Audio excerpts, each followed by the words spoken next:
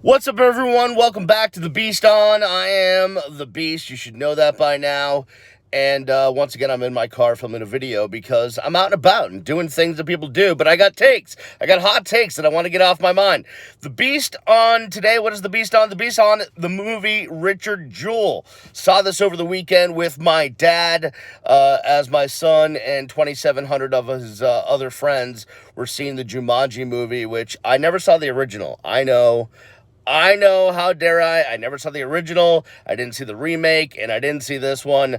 I guess I'm on just like a Jumanji protest for the rest of my life. So we saw Richard Jewell, and I remember distinctly exactly where I was when all this went down. I was actually interning at WEEI in Boston during the Atlanta Olympics in 1996. I remember this as a breaking story. I remember as an intern going to gather all the information at that point in time.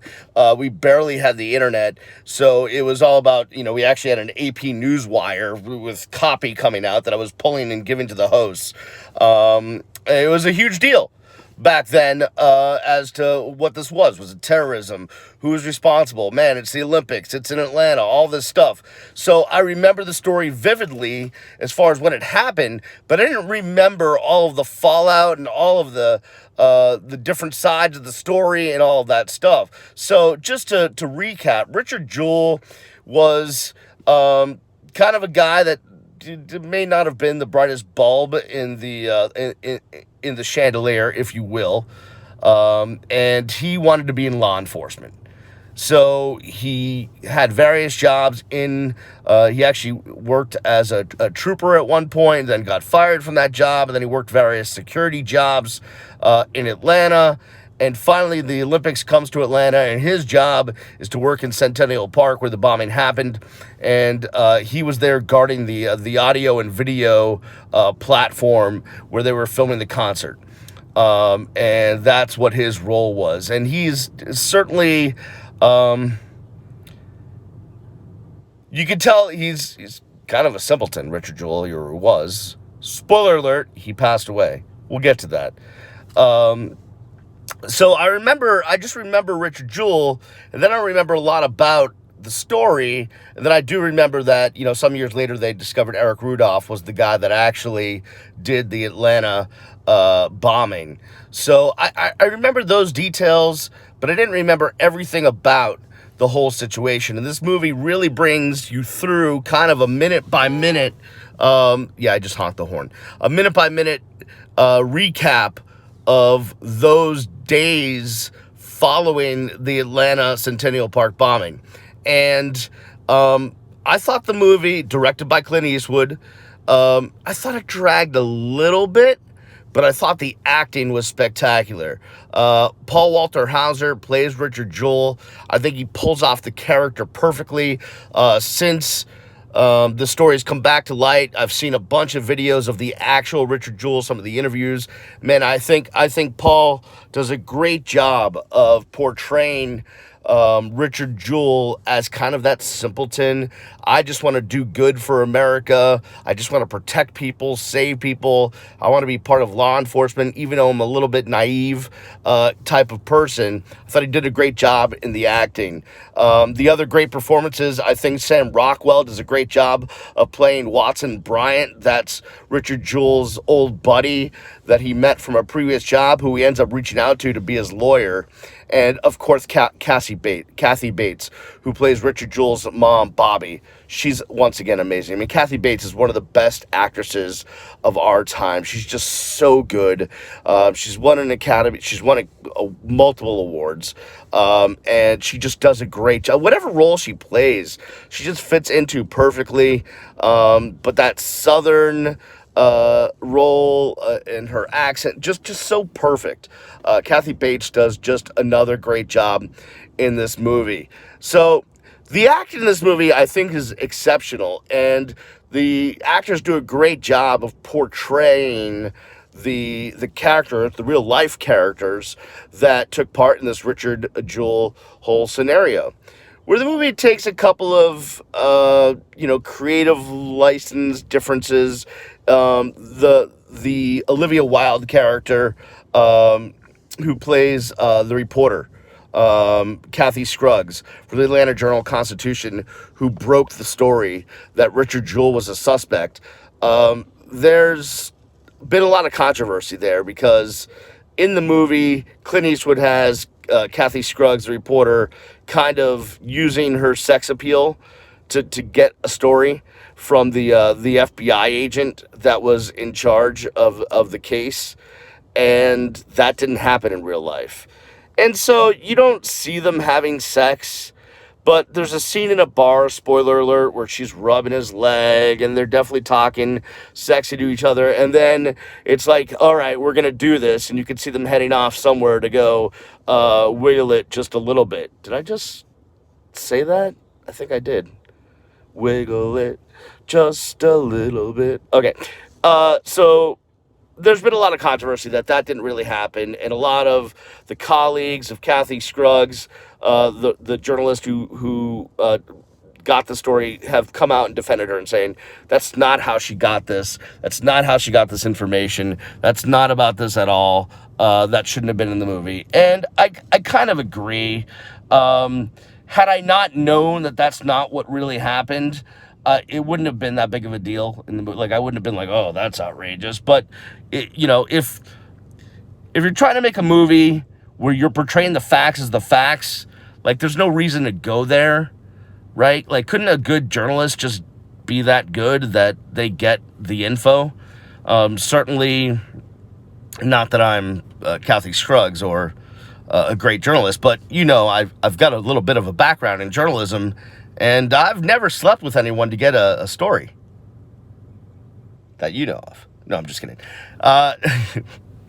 It's really not funny. But, as a journalist, like, if you have good relationships, and Kathy Scruggs certainly did with this FBI agent, they know each other very well. Like, she would just need to make some phone calls and kind of get the information out of him. But that's the one part of the movie that I think was brought to light as far as a controversy. But again, not that bad. It's not like they show some lurid love scene that never happened. It's just kind of implied. And the one thing I think, besides, the movie did drag a little bit, but the one thing that I think my dad and I, as we were leaving the theater, were talking about was, and spoiler alert, although, is there really a spoiler alert on a movie that is capturing a real life story that happened more than 20 years ago? I don't think so. So, spoiler alert, after the bombing, right, Richard Jewell is cleared by the FBI. After, for weeks, man, like Tom Brokaw every night is talking about Richard Jewell, Katie Couric, Brian Gumbel, all of the media. It's Richard Jewell. He's the one that did it.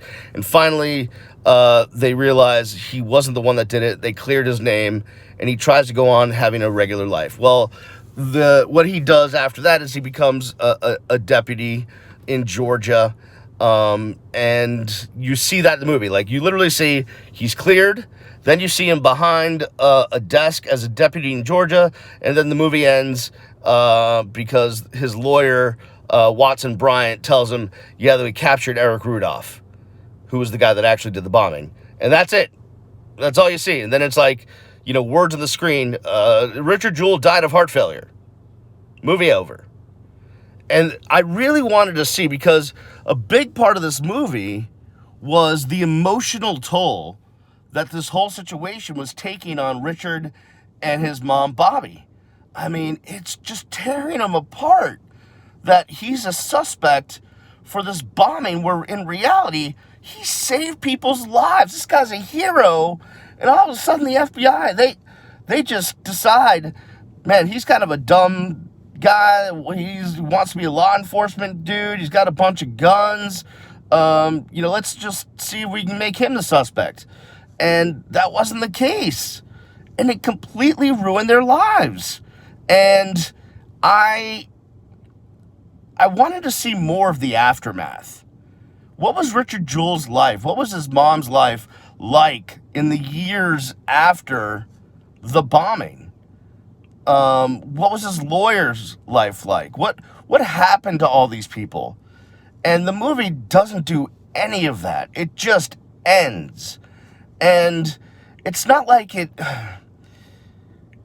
you know, you want the movie to end in a good way for Richard. You kind of feel bad for him.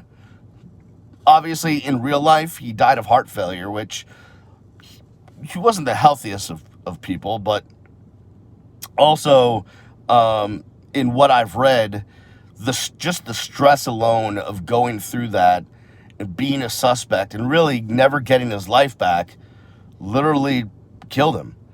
And you can, I mean, stress will do things to you that you have no idea. Yeah, I know in my own life, stress has been a huge physical toll on me, especially recently, if you follow my circumstances.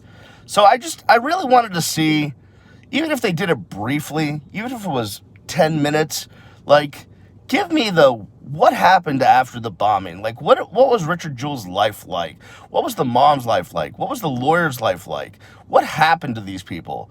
And you don't get that in the movie. Now, I don't know if they shot it and it was cut for time. I don't know what happened, but I left feeling like, man, I could have used a better last 20 minutes of that movie. I could have just used a little bit more, even though it dragged a little bit in the beginning. But overall, I thought Clint Eastwood did a good job of really portraying this, you know, basically domestic terrorism incident in almost a minute-by-minute, hour-by-hour, day-by-day way to make you really feel like you were there. You were going through this with Richard and his mom and his lawyer and what they had to go through as the FBI tried to pin this crime on him. So I would definitely go see the movie. If you can't see it out in the theaters, you know, get it however you get it. Really worth watching, especially if you lived through the Atlanta City bombing and you want to relive it a little bit and remember what happened. Or if you're a youngin' and you don't remember that day back in 1996, it's definitely worth watching. It was a huge story for weeks in this country. So, you know, overall, I think I'd give the movie 3.5 stars. That's pretty good, right? It's like a B plus, something like that. Yeah, maybe B, whatever that is. So that's my review of Richard Jewell. Plenty more to come on The Beast on. Never know where I'm going to go or never know where I'm going to be filming these videos.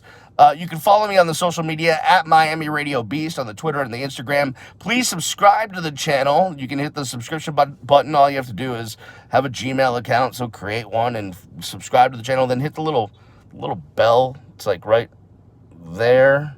Hit the bell, and that will notify you when I have new videos. Also, if you really want to support me, go to patreon.com/Brian the Beast London and help support independent media. For everyone that's in my vehicle.